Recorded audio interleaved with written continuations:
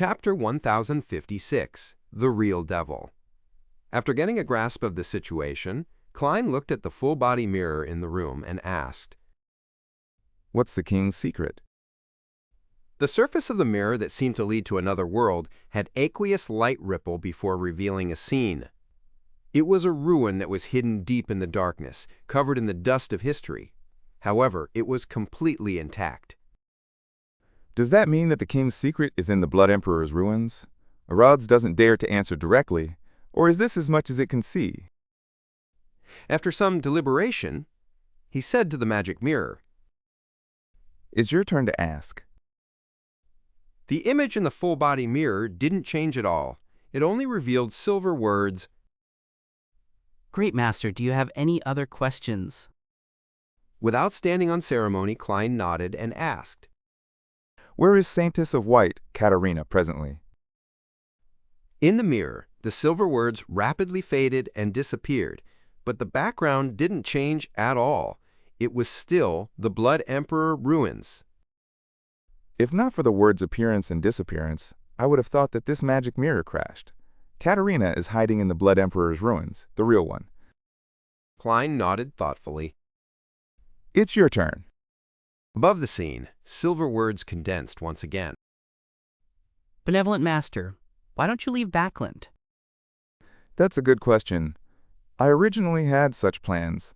I originally investigated the Great Smog of Backland because of my outrage over the innocent deaths of the poor, like old Kohler, as well as being lost due to the shattering of my main goal.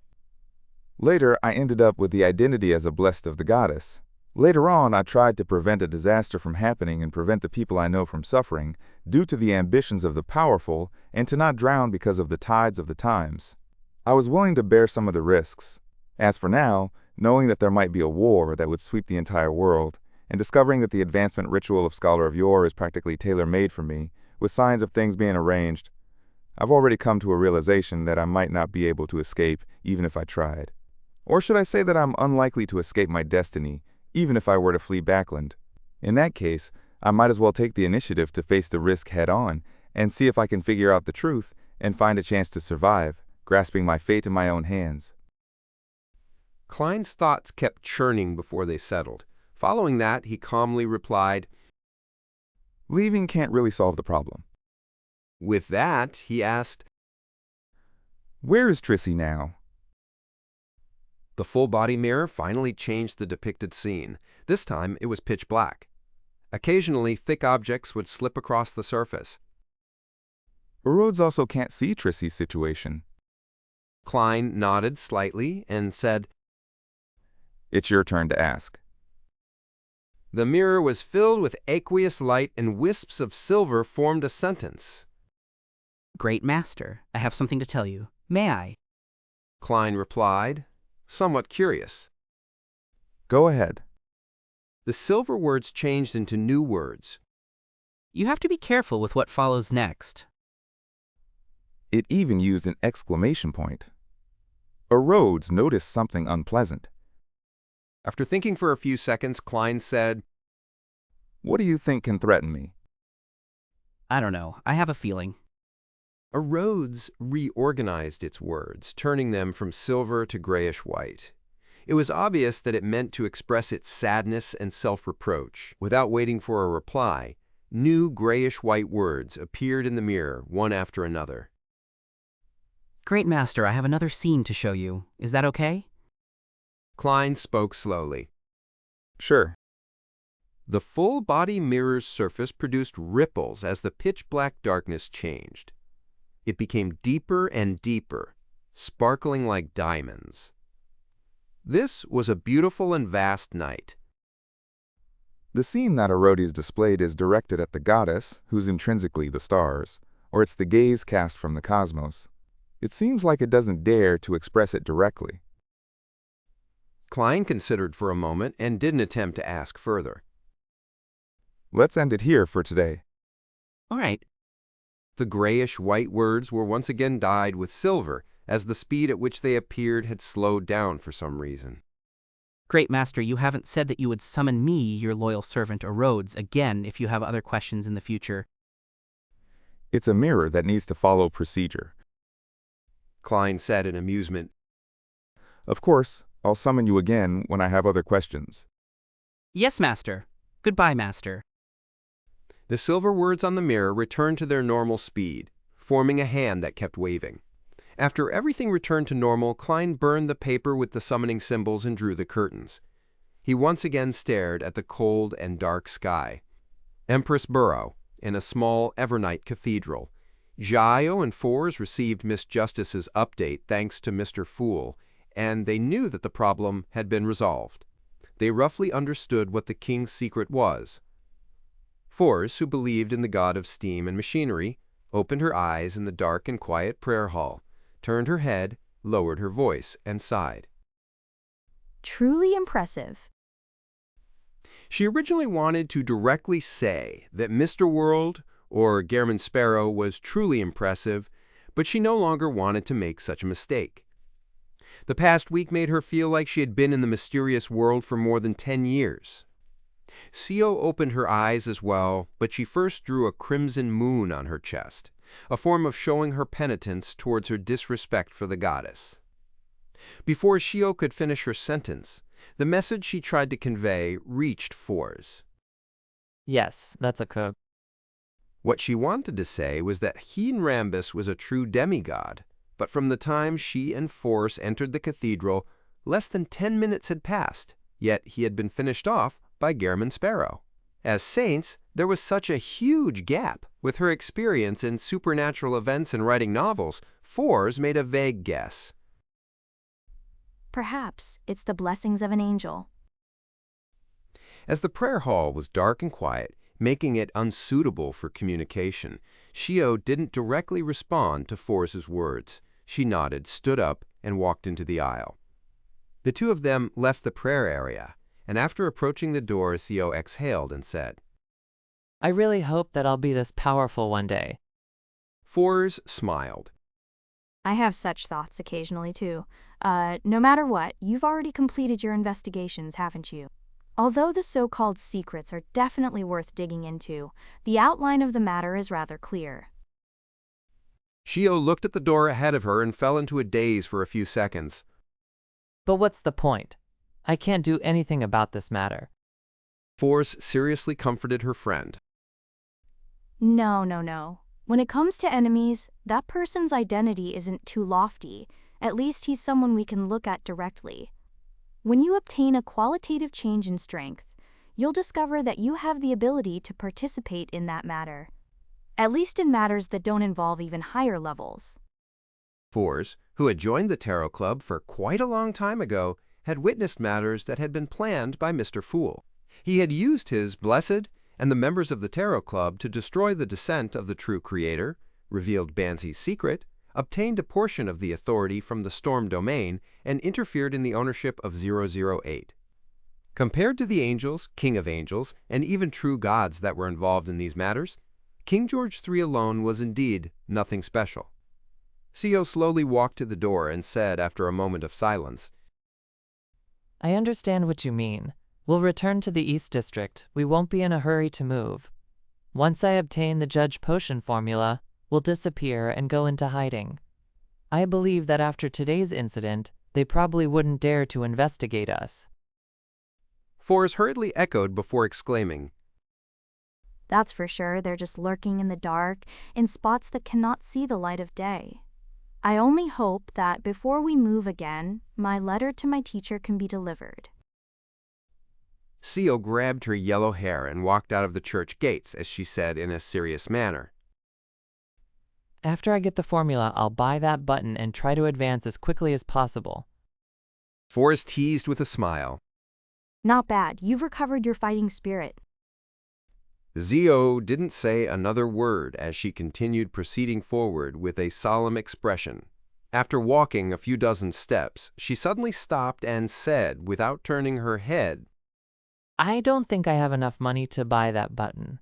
When the time comes, lend me a little. I'll definitely return it. Fours was taken aback for a second before chortling. Okay. If my guess is correct, I should be able to get the subsequent items from my teacher. Thursday afternoon. Using the excuse of having some rest, Klein returned to the master bedroom and entered the bathroom. He took 4 steps counterclockwise and arrived above the gray fog. He believed that the glass bottle that was filled with the potion had already finished absorbing it. Sitting at the high-backed chair of the fool, he waved his hand and removed the isolation barrier, pulling his target over. The transparent glass bottle was already stained with a dark color.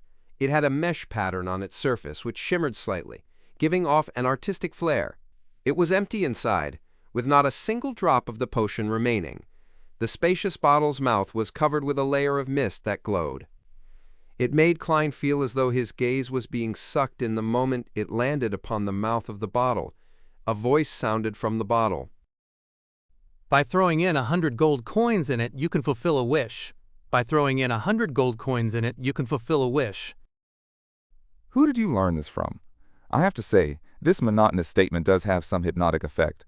Throwing in 100 gold coins would be akin to opening the doors of the body of heart and mind and becoming the bottle's slave. Klein did a simple analysis before beckoning for the unshadowed crucifix. Using the pressure brought about by the gray fog, he stuffed it into the bottle's mouth. You devil! The voice in the bottle screamed shrilly before it was miserably blocked by the gray fog. Chapter 1057, The Extraordinary and the Ordinary.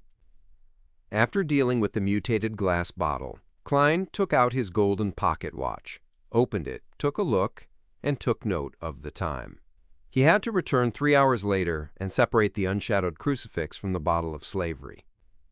Only then could he obtain a single manipulator's Beyonder characteristic, and not a product that was mixed with the previous sequence's Beyonder characteristics. It feels like I'm doing an experiment. Klein nodded slightly, put away his pocket watch, and returned to the real world where he had his actual afternoon nap. At 4 in the afternoon, his valet, in uni, knocked on his employer's door under Butler Walter's watch. In his pajamas, Dwayne Dantes rubbed his forehead and opened the bedroom door. What's the matter? Enuni bowed and said, Sir, you accepted Madame Rihanna's invitation for high tea the night before. It's today. Klein looked at Butler Walter and said, All right, give me 15 minutes to prepare. Then he instructed his valet, Enuni. Come in and help me change my clothes. When only he and his marionette were left in the room, he controlled the latter to bring out clothes suitable for high tea, taking glances at the wall clock from time to time. After about 10 minutes, after tying his bow tie and putting on his coat, he took 4 steps counterclockwise and headed above the gray fog. At that moment, 3 hours had passed since he last entered. Placed at the end of the long bronze table, the mutated glass bottle, which had been firmly bound to the unshadowed crucifix, with the gray fog's power, no longer had the twinkling mesh, looking as though it went from being a piece of art to a common item on the street. At the bottom of the glass bottle was a large amount of grayish-white matter that had been purged. It flowed freely, forming a heart-shaped object the size of a child's fist. Not only were there wrinkles on it, but there were also cracks that resembled eyes. As for the complicated, three-dimensional, illusory patterns, labels, and symbols that extended into the void, they were nearly identical to Feenrambus's Beyonder characteristic that Klein had seen from before. It's just a little different. Klein released the gray fog's suppression and took out the unshadowed crucifix from the bottle mouth. With this step, the item that was purged out was completely separated from the mutated glass bottle, becoming complete and independent. Klein reached out his left hand to pick up the item that resembled both a heart and a brain, and after examining it for a few seconds, he threw it into the junk pile and allowed the gray fog to envelop it. At this moment, a weak voice sounded from the mutated glass bottle. You devil! Klein didn't respond as he thrust the unshadowed crucifix back in with his right hand, using the power of the gray fog to press down on it. And with that, the ancient palace returned to its tranquil state. After returning to the real world, Klein put on his top hat, held his cane, and left 160 Bachland Street on his carriage. He headed for Member of Parliament Mock's residence at Unit 39. Inside an elegant activity room at Member of Parliament Mock's house, a few guests sat around an intricate three-tiered tray. In front of them was a cup of charming black tea. Klein took a small cucumber sandwich and took a small bite. Half-jokingly, he shared his true feelings. The desserts today seem very unique, be it the carrot cake or cream puffs. Mock laughed when he heard that. Dwayne, your observation skills are truly impeccable. This has nothing to do with one's observation skills. As long as one isn't blind, it's impossible not to tell that the shapes are all banged up. He lampooned silently before saying, It sounds like something remarkable. Of course, it's personally made by Hazel. You can try it later. Although she can't control its appearance effectively, it really does taste good. Mocked said proudly. By the side, Portland Moment, who was the Backlund University of Technology's chancellor, laughed and said, This doesn't sound like the Hazel I know. Mock glanced at Mamriana and said in satisfaction, Everyone grows up, right? Hazel has really matured recently. Not only is she willing to learn those classes in preparation for socializing and marriage that she used to hate, and occasionally makes desserts and plays music for us, but she'll also frequently offer to accompany her mother to attend musicals, horse racing matches, shop at the departmental store, and listen silently by the side at all kinds of saloons and balls. According to Miss Justice, Hazel's treatment progress has reached a point where she can recall the terrible shock and pain she had suffered. Although it's just a direct sense of the emotions and doesn't involve the exact sequence of events, it's enough to make her dream of losing her parents and relatives. This made her learn to cherish her family. For this, she has decided to change herself to a certain extent. Klein nodded in thought and said with a smile, That's excellent. Indeed. Mocked replied while full of emotion, I was worried about her personality, worried that she wouldn't have a good marriage and be unable to date people in our circle. After we pass away, she wouldn't be able to find help when faced with difficulties. But now, I can finally feel at ease. Mocked revealed a sincere smile as he revealed his worries that he seldom divulged. He raised his arm and waved it gently. Then he said with great confidence, Why am I making an enemy out of the bloody smog and pollution? Why do we have to fight over the colonies in East Balaam with Fasak and the West Balaam with Intis? Isn't it to let our children lead a better life so that we have fewer worries? To me, Hazel's maturity is greater than the contributions I made at East Balaam, far more meaningful than my fights in the House of Commons.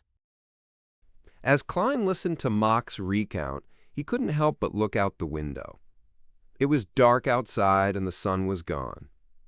At this moment, Portland Moment replied to Mocked jokingly. No, those things are for our own good. At this point, he looked at Klein and said, Dwayne, have you thought about it? Do you want to invest in my mechanical laboratory? Klein let out a soft chuckle. Mr. Chancellor, why are you still so anxious like a young man? I've already read through the information you gave me and have a rough impression of the rights and revenue. Frankly speaking, I'm very interested. To let talented young adults obtain training at such a mechanical laboratory is greatly satisfying. This should be something we invest in. What's most valuable in this day and age? Talents. Emperor Roselle once said that. Portland Moment chuckled. So how much do you intend to invest? Dwayne raised his porcelain cup and drank a mouthful of black tea. The initial plan is 10,000 pounds. As expected of the most famous tycoon in Backlund recently, I can't even guess how many assets you have. First, you donated more than 10,000 pounds of shares. Then you spent 20,000 pounds buying Mager Manor, and now you're donating 10,000 pounds to the Portland Mechanical Laboratory. Ma'am Rihanna couldn't help but exclaim. Portland Moment gave a thumbs up. This is a truly keen investor. Klein smiled and said, But I'll still find a team formed by lawyers and accountants to verify the actual situation and stipulate the conditions. Professional matters should be left to the professionals. Besides, I still have to consider investing directly or first establish a company or foundation and complete the investment through it. Oh, Portland, I think there's one aspect that you didn't take into consideration. How can such an important laboratory not have any security measures? Aren't you afraid of commercial spies or foreign powers infiltrating and causing destruction? Portland moment was taken aback as he slowly nodded. That makes sense. I previously neglected this problem. Having accomplished his goal, Klein no longer harped on the topic. Instead, he deliberately asked, Has there been news regarding Brigadier General Quonis Kilgore? Mocked sighed and said, No, Sibelius Yard said that Magur Manor and the surrounding areas have been searched. They didn't even find any leads. As he spoke, the House of Commons Member of Parliament lowered his voice and said, I suspect that the Brigadier General had an accident while carrying out a secret mission. The current mood of the higher-ups has been a little strange. From a certain point of view, you guessed right. Klein sighed. I hope nothing happens. Amidst high tea, Klein took note of the time and went to the bathroom. Above the gray fog, he placed the Dreamwalker characteristic into the junk pile that seeped out of the mutated bottle. By the time high tea ended and he returned to 160 Boakland Street, the sky had already darkened. The street lamps on both sides of the road were lit up ahead of time as the rain pattered down the carriage windows. Now all the questions are concentrated on what's hidden in the Blood Emperor's ruins. As long as the three churches discover the problem in time, they can prevent many things from happening. Klein looked out at the street lamps that looked blurry from the rain as he considered the recent developments. For now, apart from capturing Katerina, I can't provide much help. Furthermore, the goddess is digesting or controlling death's uniqueness. She might not have the power to provide a response at that level. To solve this problem, I either get a Grade 0 sealed artifact with a targeted effect from the Holy Cathedral, or I rely on the Church of Steam and Storms and see which one of the true deities will respond. A Grade 0 sealed artifact might not be enough, since it involves a King of Angels, and there might be traitors amidst the two churches. Traveling from 39 Boakland Street to Unit 160 didn't take long. Before Klein could straighten out his thoughts, he had already returned to his doorstep. He had no choice but to get off the carriage. When he changed his clothes on the third floor, his spiritual perception was triggered.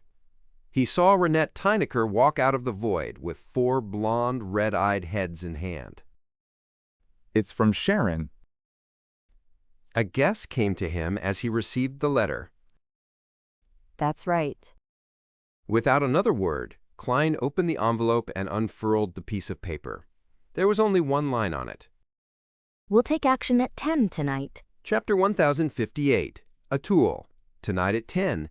Looking at Miss Messenger, who stayed in place, Klein walked to the desk and wrote, I'll be on time. In addition, the situation in Backland has become tense recently. Make sure to keep the matter under control.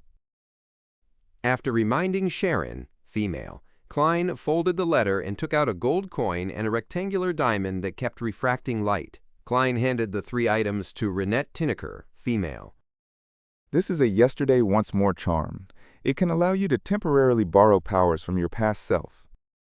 One of the blonde, red-eyed heads in Renette Tyneker's, female, hands opened its mouth and bit down on everything.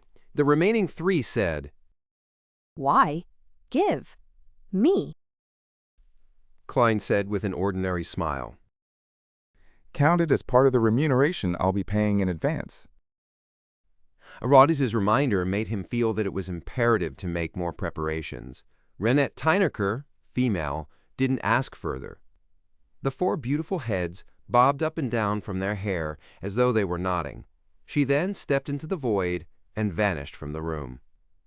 Looking at the light rain and the dark sky outside the window, Klein took off his coat and handed it to his valet, Anuni, male.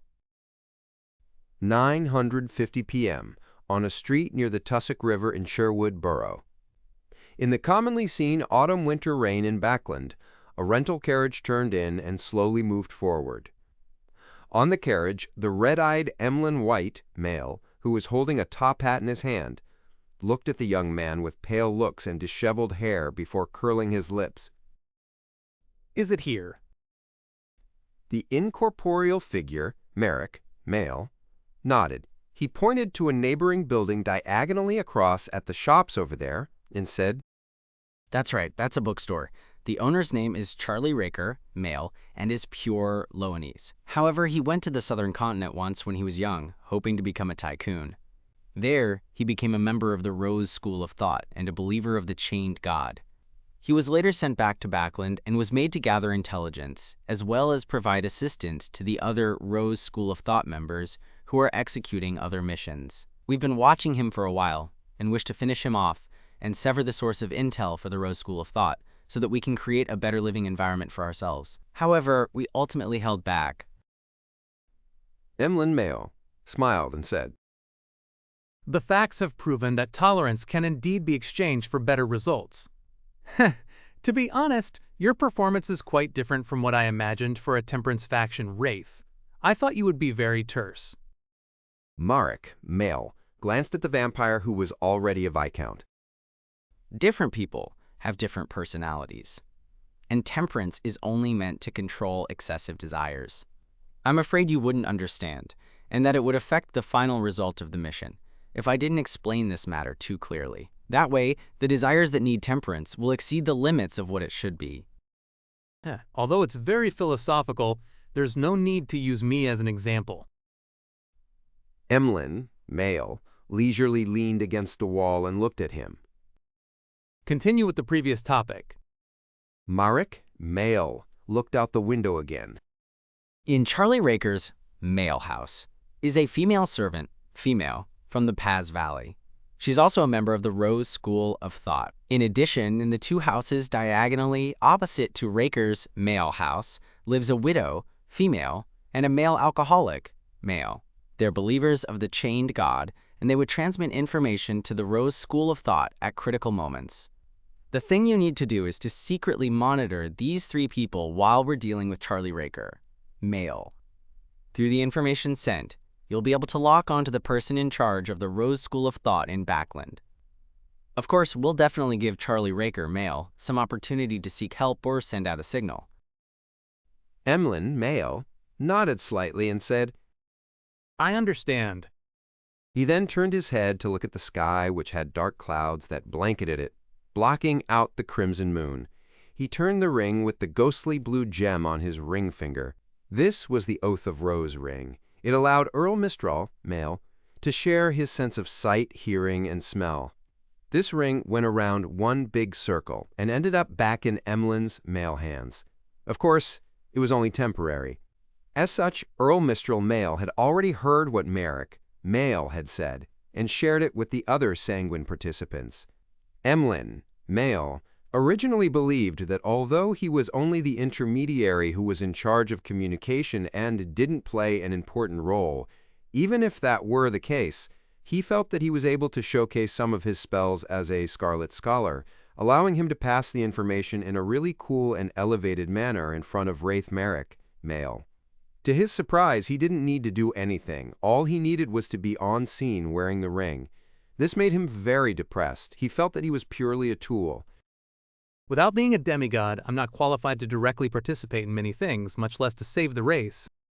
At that moment, Emlyn, male, felt a little impulsive. He felt that his level wasn't worthy of his secret identity, and that he was unable to bear the responsibilities he needed to bear. As for the Oath of Rose's effect of being able to allow the thoughts of the two wearers to appear in the minds of the other party from time to time, Emlyn, male, wasn't worried. He had asked Miss Justice, female, to hypnotize him so that he wouldn't think about matters that he didn't want the sanguine upper echelons from knowing tonight. Just as he had this thought, he suddenly heard Earl Mistral's male voice. Arrogance, childish, naive. This is a particular thought of Earl Mistral, male, that was transmitted by Oath of Rose. Emlyn, male, scoffed inwardly as he began chanting a name. Ernest Boyar. Ernest Boyar. This Viscount, male, had been hypnotized under the protection of Earl Mistral, male, and had been volunteering at the Harvest Church for a long time. At that moment, Marek, male, glanced at Emlyn's male expression and nodded. Your current attitude is reassuring.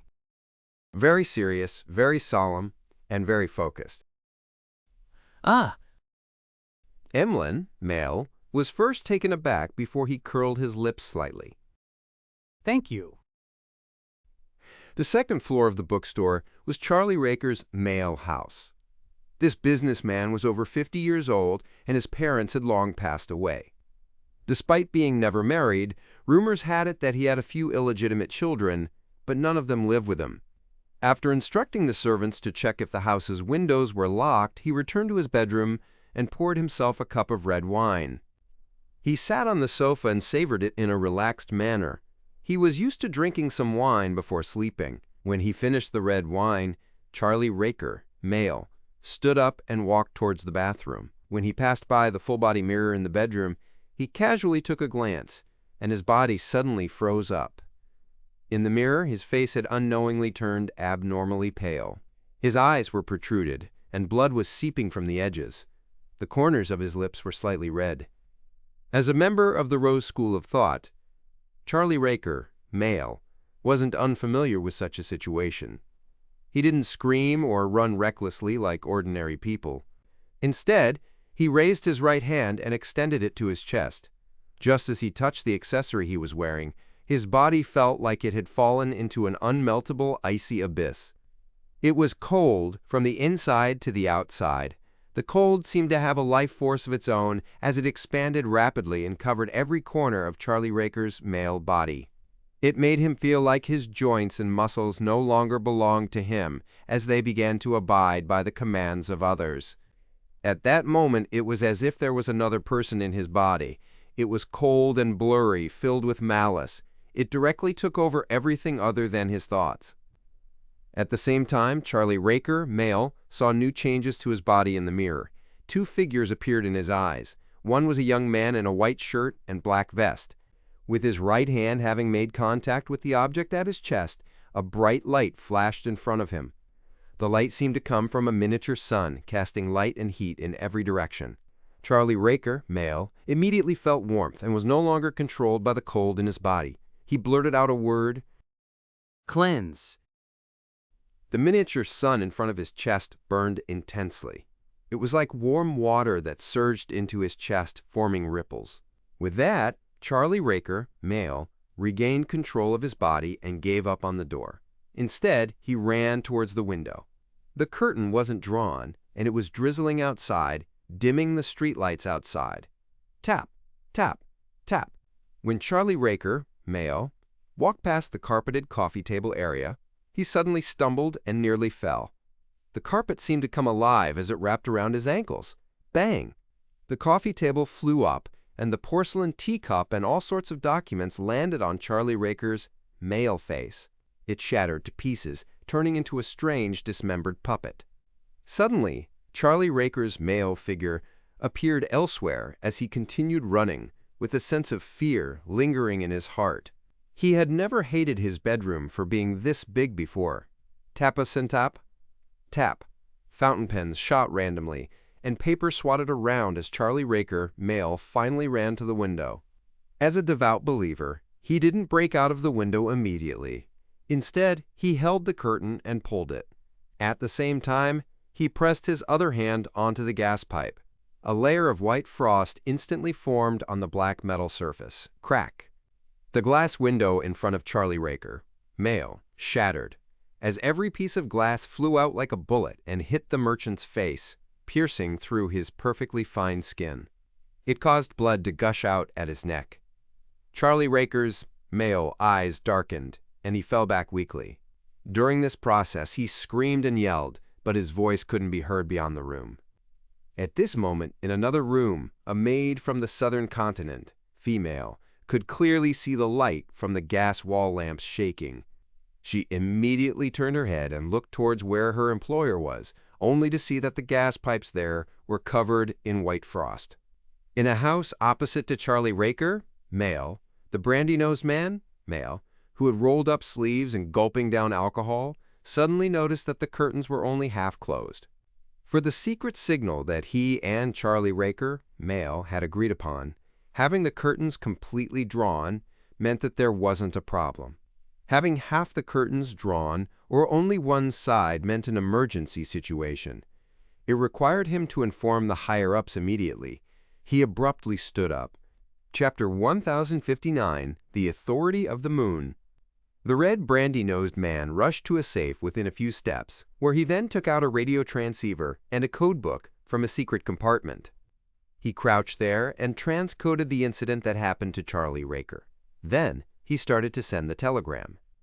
Meanwhile, in the house above the Raker bookstore, a brown-skinned maid rolled up her sleeves and poured an indigo-blue liquid on her left arm. Her skin around the spot immediately changed colors, but under the indigo-blue colors, there were wisps of black light extending out like threadworms. These black beams of light quickly manifested a strange, palm-sized face. Its eyes were as tiny as rice grains, and its mouth was as wide as a tea plate. The maid enunciated each word while looking at the face on her arm. Charlie Raker has had an accident. Every word she said seemed to have its own shape, forming an indigo blue-bodied entity like her mouth and arm. Immediately following that, the words that seemed to be written began to intertwine as they were enveloped by smoke of the same color. At this moment, the strange face on the maid's arm slowly opened its mouth and sucked in the indigo blue smoke and text. All the abnormalities vanished, other than the patch of skin on the maid's arm remaining an indigo blue color. In the darkness outside the window, a tiny, ordinary bat flapped its wings, changing its motionless state and flying off to some unknown location. On another street that was less than 500 meters away from the Raker's bookstore, in the air above a restaurant that specialized in southern continent cuisine, tiny bats flew out from the darkness and gathered together, forming thick smoke. The smoke and bat appeared incorporeal and disappeared in the blink of an eye. All that was left behind was a man wearing a tuxedo without the corresponding hat. This man was thin, tall, and upright. He had light-colored hair that was nearly silver in color. His eyes were bright red, like blood, as though blood was hidden within. He was none other than Sanguine Earl, Mistral. He raised his left hand with the ghostly blue gem ring and touched the slightly exaggerated bow tie. He looked down at the restaurant that had already closed and said, Both pieces of intel eventually led here. As soon as Mistral finished speaking, a figure appeared in front of him, wearing a black regal dress and a bonnet. She had light blonde hair and blue eyes, and her face was pale like a rather intricate doll. The trees on the street below suddenly swayed gently as the light from the gas lamps flashed. A puppet. Earl Mistral nodded slightly and acknowledged Sharon's status and level. Sharon ignored him and looked at the second floor of the restaurant. There are remnants of Mother Tree of Desire worship. Then there's no problem. Mistral turned around in midair and nodded towards the darkest area. Lord Nibs, please seal this place. An elderly, deep sigh sounded before a pair of wings covered in dark-colored skin and countless patterns suddenly extended out of the darkness. It extended out, turning broader and bigger, taking 2 to 3 seconds to envelop the entire area. The restaurant sank into an unnatural state of darkness, as though it had been moved out of the real world. Mistral didn't hesitate, nor did he attack directly. He took out a bronze box embedded with many ruby gems and took out something from it. It was a transparent glass sphere that resembled an eyeball. Then the Sanguine Earl, Mistral, grimaced as the glass sphere fell from his fingers and landed downwards. The glass sphere emitted a glint in the darkness as it constantly changed directions and moved towards something in the air, as though it was being attracted by something. Finally, it landed in a room on the second floor of the restaurant. A dazzling white light exploded. It was as if a sun had risen in the room, illuminating everything. It made all the corruption, decadence, evil, undeath, and darkness rapidly melt away. Mistral, who had already closed his eyes, suddenly frowned and let out a puzzled voice. He didn't feel any resistance from that restaurant. Sharon, who looked down from above, leveled her gaze. Although there wasn't much of a change in her expression, her tightly bound blonde hair seemed to shake a little. After the sun rose, it quickly set. The bright white light shone helplessly and silently in the darkness. As this was an item that was targeted at evil spirits, The building and the restaurant didn't suffer any damage. The sanguine Earl, Mistral, opened his eyes and looked at it for 2 seconds before reaching up with his right hand and clenching it. The darkness above the restaurant instantly came to life, transforming into illusory chains that bound the entire roof. Amidst the jarring sounds, the roof was forcibly uprooted and suspended in midair. Without this obstacle, be it Mistral or Sharon, they could clearly see the situation in the target's room. On a square table covered in table linen, a radio transceiver sat on it with a trans-coded telegram message beside it. In contrast, the ground was indigo blue and charred. On the other side of the room there was an old piano. The piano stools were brown in color and seemed to have been moved moments ago. On the piano there was a cup of red wine. There was a small, sticky, flesh-colored figure soaked inside. As for the decorations and layout, it was like any normal residence. The only difference was herbal powder and essential oil extract splattered around. This made Sharon, who could directly obtain information from the spirit world, have a thought. The person here had just left. Before she, along with Earl Mistral and Marquis Nibs, could react, the flesh-colored figure soaked in red wine emitted a misty glow. The light instantly burgeoned and brightened, forming a gigantic crimson moon in the room. The crimson moon's glow dispersed the darkness of the region, making the demigod participating in the battle feel as though they were on the ground and looking up into the sky. Sharon's blue eyes froze for a moment. She raised her left hand suddenly and flipped it gently, revealing a dark red accessory in her palm. The accessory looked like a full moon, and there were crimson gems embedded around it. In the center, there were symbols filled with full moons and mysterious labels. This was the scarlet lunar corona, which Sharon had obtained thanks to Sherlock Moriarty's help. It kept emanating a tranquil halo, imbuing the wielder with immunity to the effects of the full moon. However, the crimson moon in the restaurant wasn't something that was as simple as a full moon. It was even closer to a blood moon, or even stronger. An indescribable surge of spirituality came into existence, making the area which Nibs's gigantic wings had isolated present a strange, deeply silent feeling. Even though Sharon wielded the scarlet lunar corona, she sensed the maleficent thoughts in her burgeon, as though an indescribable change was brewing. She instinctively wanted to turn into an evil spirit and hide in objects like the trees and gas lamps along the streets. However, her rationality stopped her impulsive reaction because the crimson moon's illumination had no blind spots. At that moment, the sanguine Earl, Mistral, saw his stomach bulging bit by bit. He felt that the life pulsing in his veins was slowly condensing, as though making an attempt to take form. As a supernatural creature that could use the power of the moon, he hadn't prepared to eliminate the effects of a blood moon. He originally believed that he would be filled with joy in such an environment, allowing him to freely show his prowess, but he never expected the abnormal changes to far exceed his expectations. He felt that if this continued, he would give birth to new life. It was unknown where this terrifying vileness stemmed from. The authority of the moon included fertility and proliferation. At the same time, from the huge bat wings that isolated the surroundings and created darkness, white fur grew out in an extremely harrowing manner. Nibs grunted softly as cracks appeared in the sealed-off area. A few streets away, a bored Emlyn White was rubbing the blue gem inlaid Oath of Rose. It was at this moment Emlyn suddenly obtained the senses of Earl Mistral, seeing and hearing what he could. The feelings and thoughts that belonged to Earl Mistral were transmitted into Emlyn's mind after a long period of time. He sat up straight in fright, his expression distorted as his stomach churned, feeling the urge to vomit. With the help of creeping hunger, Klein's actual body was hiding in the shadows outside the restaurant, but the marionette he controlled, Kunas Kilgore, had already hidden into the darkness created by Nibs and used distortion to circumvent the isolation, staying within range of his control of the spirit-body threads. At that moment, under the illusory crimson moon's illumination, he was surprised to discover that his marionette, which was intrinsically dead, had an inclination towards reproducing. And that new life was definitely the offspring of the mother tree of desire. This is sanguine ancestor Lilith, as mentioned in the legends of the City of Silver, as well as the manifestation of the primordial moon which Emlyn has mentioned before.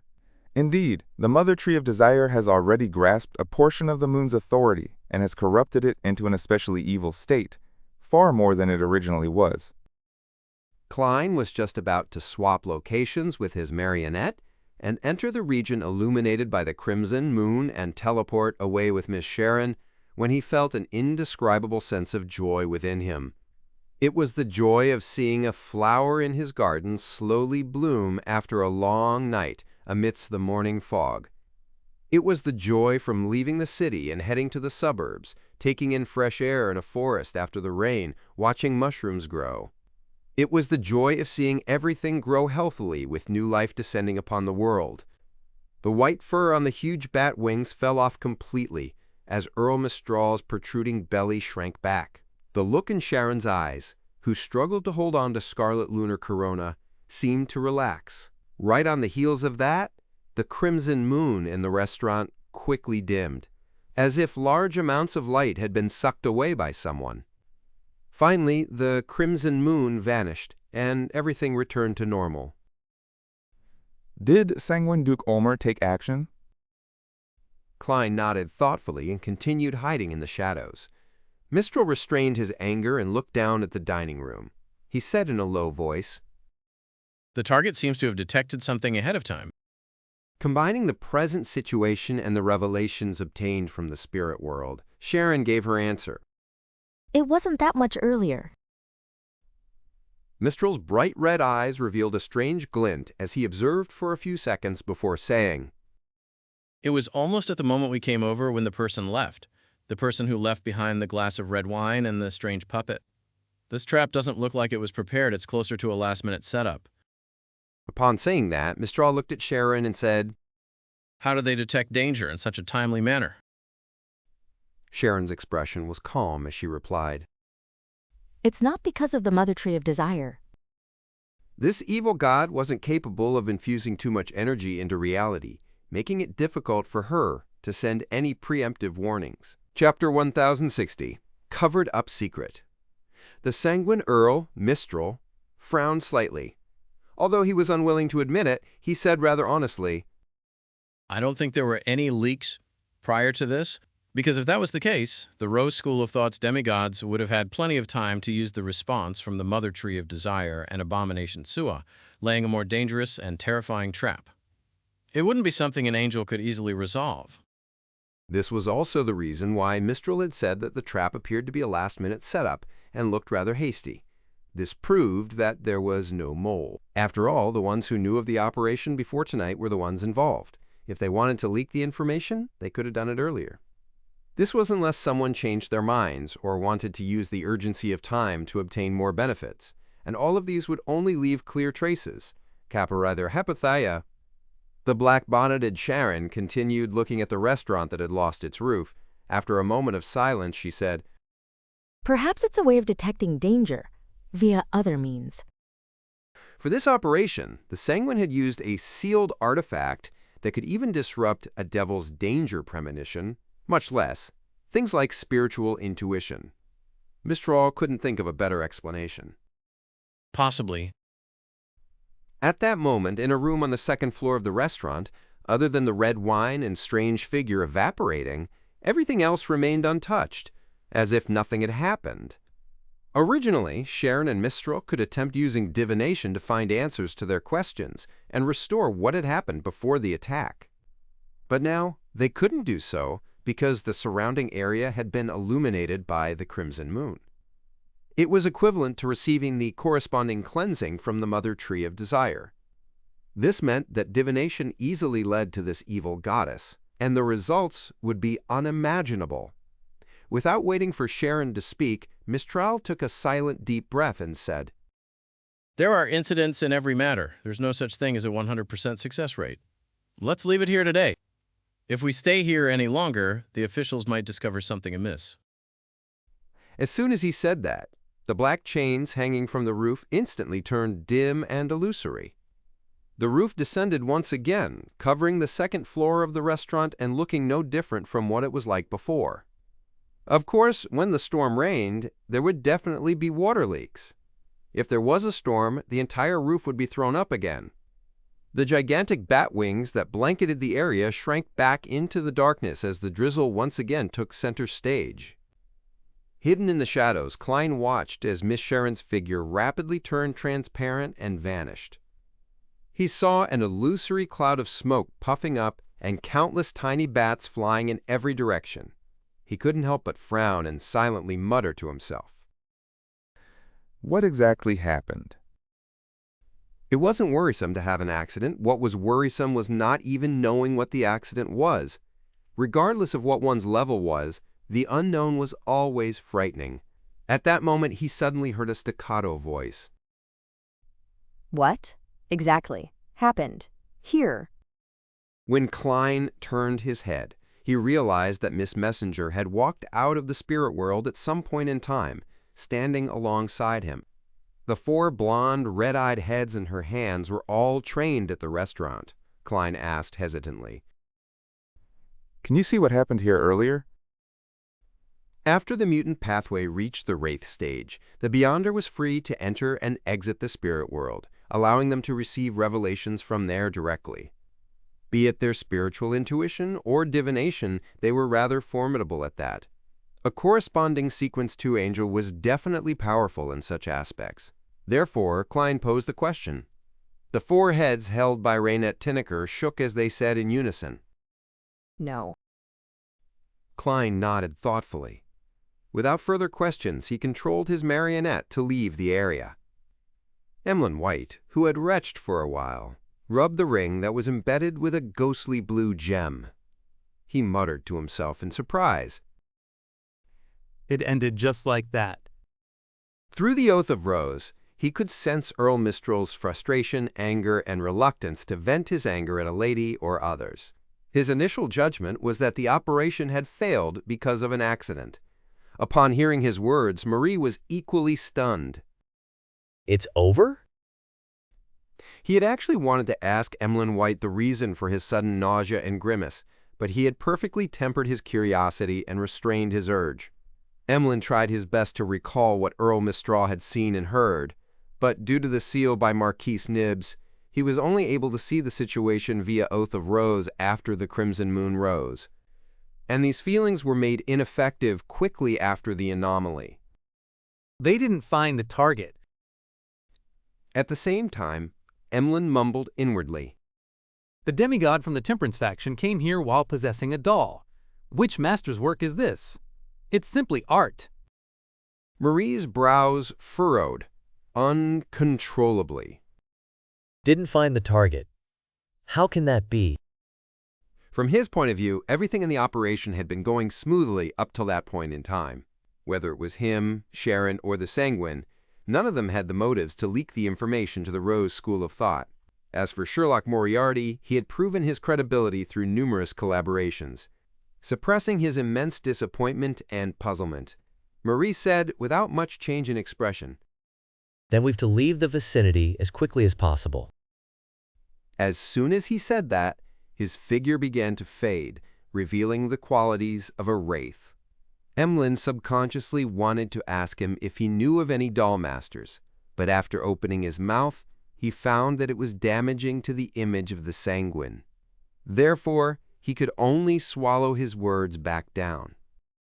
Even if I know that master, I don't have the money to buy it. To bear the burden of my mission, I have to sacrifice something. Unfortunately, we didn't capture the demigod of the Rose School of Thought this time, making it impossible to figure out the current situation of their headquarters. It'll be difficult to receive that holy artifact of the ancestor. Amidst Emlyn's thoughts, his expression slowly turned grave. Backland Bridge area, Iron Gate Street, in one of the billiard rooms of the Bravehearts Bar. Klein, in the image of Sherlock Moriarty, was sitting opposite Sharon and Marie. After a brief moment of silence, the Black Regal, dressed Sharon, who was seated on a high stool, said to the detective, What are your thoughts on the matter? Klein thought for a moment before saying, The influence that the Crimson Moon brought was quickly destroyed. Marie exchanged looks with Sharon before asking in thought, What you mean to say is that since the Rose School of Thought's demigod had already sensed the immense danger through a certain method or a certain existence, why would he set up a trap that didn't have any effects? Klein nodded. Yes, he should be able to foresee that under such dangerous circumstances, a trap at this level can be easily resolved. Then, why would he waste time setting it up and not flee immediately? This is the natural instinct of a living creature. Wearing a small bonnet, Sharon moved her head indiscernibly. On the surface, it's a trap, but it's actually to cover up something? Klein replied, delivering the sentence at a slower pace. Yes, using such a trap to cleanse the scene and stop any divination to conceal the actual situation back then. Only if there's a secret to hide would a demigod from the Rose School of Thought take the risk and stay on the scene for such a long period of time. Marie suggested, But it's also possible that they didn't expect us to have an angel from the Sanguine to help deal with the trap. Klein smiled and said, They wouldn't ignore the angel behind you. For you to have launched a surgical strike on the concealed Rose School of Thought members in Backland, you must have defectors who know them well. He was referring to the existence of Raynette Tinnaker. Sharon seemed to accept Klein's suspicion as she sat upright and asked, What secret would they need to cover up? Klein shook his head. There are too many possibilities. Perhaps they discovered the secret of the attack in time. Perhaps they were planning on plotting something in Backland. Having said that, Klein tried to consider if the Rose School of Thought was associated with the current tense situation in Backland, but he realized that there was no place for them. Be it the orthodox deities or the evil gods, they were unlikely to work with the Mother Tree of Desire. This puzzled Klein even more. He didn't know what kind of unknown accident such an unknown factor would brew. He paused for a moment as he swept his gaze across Sharon's and Marie's faces. In short, we need to be careful and cautious. We need to avoid coming here as well. Yes, under the premise that you can ensure your own safety, try to monitor other members of the Rose School of Thought again and see if we can figure out the secret they're hiding. Sharon's figure floated up and bowed. Thank you. Marie did the same. The scarlet flames soared up as Klein vanished from his spot. According to the agreement, as he didn't have the chance to take action, the only remuneration he received was one free instance of help from Raynette Tinnaker. After returning to 160 Bokeland Street, Klein took off his clothes and went to bed early, hoping to wake up early. Suddenly, he heard a series of illusory pleas. It was from a woman. With a guess? Miss Justice. He nodded and entered the bathroom. He took 4 steps counterclockwise and went above the gray fog. As he had expected, the supplicant was Justice Audrey. This lady had gathered £12,000 in cash, hoping that Mr. Fool could transfer it to Mr. World to complete the transaction of the Dreamwalker and Hypnotist Beyonder characteristics. Yes, if the ritual can be replaced by Angel's Embrace, Miss Justice can try to advance in the next 2 days. When that happens, it's time to place the exploration of Grozel's travels in the schedule. Leonard has already become a spirit warlock for days and has nothing to do. Klein heaved a sigh of relief and replied to Miss Justice, getting her to begin the sacrifice. With the current situation becoming more and more tense, with more and more unknown factors, he wished to strengthen himself as quickly as possible. This included many aspects. First, the increase in the number of marionettes and sealed artifacts. Second, the recovery of his helpers. And thirdly, a further grasp of knowledge and secrets. This aided him in knowing the truth and obtaining the true attitude that the different factions have, thus finding an opportunity from within. The exploration of Grozel's travels corresponded to the third point,